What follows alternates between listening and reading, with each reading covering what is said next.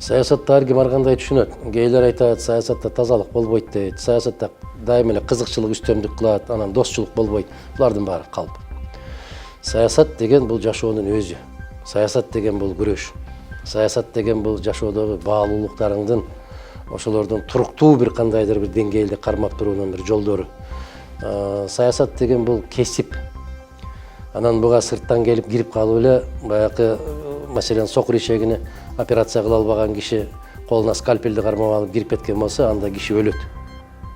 Ошол сыяктуу эле саясаттан түшүнүгү жок инсандар келип саясат менен алек болгондо саясаттын ашмалтайын чыгарышат.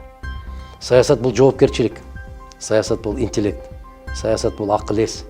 Саясат керек болсо бул мамлекеттүүлүктүн эң бир улуу баалуулуктарынын бири катарында ошол саясатчылардын деңгээлинен көз каранды болгон жагдай.